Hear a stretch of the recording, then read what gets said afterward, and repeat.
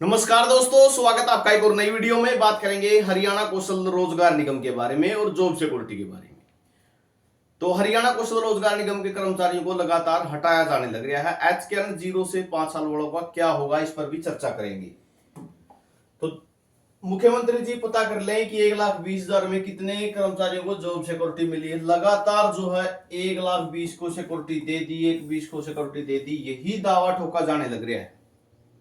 कल की वीडियो भी आपने देखी होगी, मुख्यमंत्री साहब से पूछा गया हरियाणा कौशल के कर्मचारियों को हटाया जा रहा है, तो हमने 1,20,000 को सिक्योरिटी दे दी है। एचकेएल 0 से 5 का कोई जो है जवाब ही नहीं दिया। ठीक है, सारा मामला क्या कर दिया, गोलमोल कर दिया। लेकिन 1,20,000 को सिक्योरिटी दे दी, कम से कम उन्हें 1,20,000 की सिक्योरिटी की लिस्ट ही दे दो। जो एचकेएल में लगे हुए हैं कर्मचारियों की, जिनको 1,20,000 को सिक्योरिटी दी है, उसकी लिस्ट ही जारी कर दो कि हाँ इस डिपार्टमेंट में इतने को मिली है, इस डिपार्टमेंट में इतने को मिली है। सिक्योरिटी भी कहाँ मिल चुकी है, एसओपी के बगैर वो बैठे हैं, एसओपी जारी नहीं होने लग रही। तो गलियारे में चर्चा हो रही है। मुख्यमंत्री नायब सिंह सैनी ने विधानसभा चुनाव से पहले 1,20,000 अस्थायी कर्मचारियों को जॉब सिक्योरिटी देने का कानून बनाया था। ठीक है, गलियारे में चर्चा हो रही है।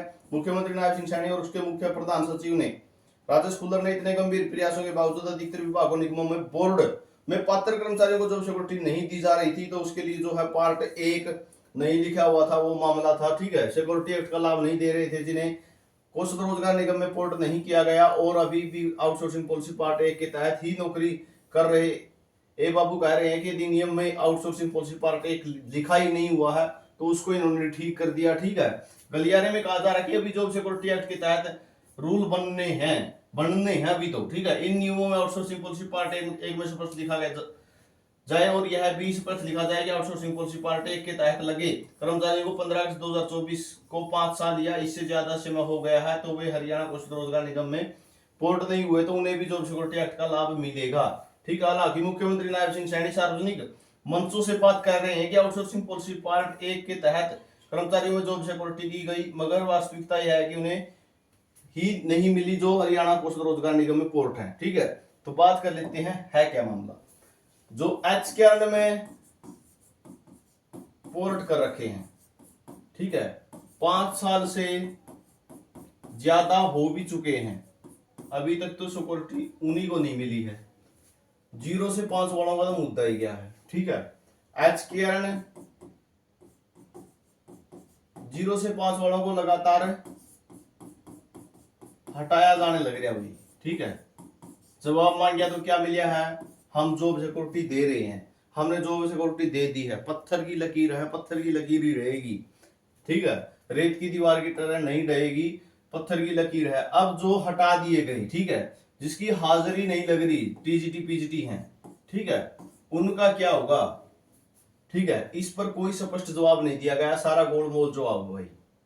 ठीक है, जो मैं क्लियर बता रहा हूं, 0 से 5 वाले अगर एचकेएल में 0 से 5 साल में हो, हाँ अगर 5 साल पूरे कर रहे हो, ठीक है, वो भी कब तक है, 15 अगस्त 2024 तक होने जरूरी है। और 15 अगस्त 2024 तक पूरे होने जरूरी है, इसका मतलब क्या होना चाहिए, 15 अगस्त 2019 से पहले की आपकी क्या होनी चाहिए, ज्वाइनिंग होनी चाहिए। तो टीजीटी पीजीटी तो सारे बाहर हैं हिस्से। ठीक है, टीजीटी पीजीटी तो 5 साल के दायरे में आ ही नहीं सकते, क्योंकि नहीं तो भर्ती ही बाद में करी गई थी एचकेएल के माध्यम से। तो 0 से 5 वाले जो भी हैं, ठीक है, 1% भी आपकी नौकरी सेफ नहीं है भाई। क्लियर बता देता हूं, आप वीडियो देखते हो चैनल पे, तो मैं आपको बिल्कुल क्लियर, आपको स्पष्ट जवाब देना या स्पष्ट बातें बताना मेरा काम है। 1% भी नौकरी सेफ नहीं है एचकेएल 0 से 5 वाले की। अगर 5 साल अभी हो भी चुके हैं आपको, तब भी आपकी सेफ नहीं है। कहने का मतलब क्या है, अगर 15 अगस्त 2024 के बाद हुए हैं, अगस्त में हुए हों, सितंबर में हुए हों, अक्टूबर में हुए हों, नवंबर में हुए हों, ठीक है, तो कोई सेफ नहीं नौकरी। किसी टाइम भी आपको फर्स्ट इन फर्स्ट आउट का ऑर्डर लगा के हटाया जा सकता है, अगर सीटें जो है खाली नहीं है तो। ठीक है, अगर आपके डिपार्टमेंट में सीट खाली नहीं है तो फर्स्ट इन फर्स्ट आउट का ऑर्डर लगा के किसी टाइम बिठाया जा सकता है। ठीक है, मंत्रियों से मिल रहे हैं कैंडिडेट, लगातार जो अधिकारियों से मिल रहे हैं, कोई समाधान नहीं निकल रहा है। तो ये जानकारी आपके लिए रहेगी। अभी ये डिपेंड करता है कि आपके डिपार्टमेंट में कितनी सीटें खाली हैं। ठीक है, क्योंकि चीफ सेक्रेटरी साहब का यही आदेश है। ठीक है, जो ऑर्डर आया था उसमें फर्स्ट इन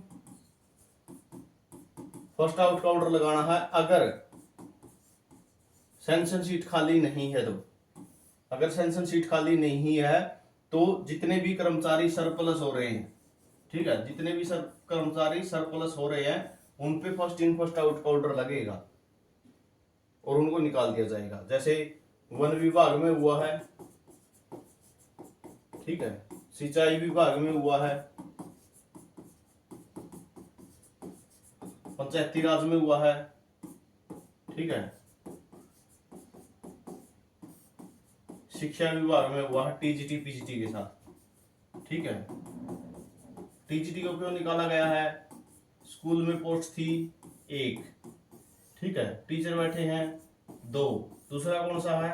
HKRN का, तो उसको एडजस्ट करने की बजाय क्या किया गया है? रिलीव किया गया है।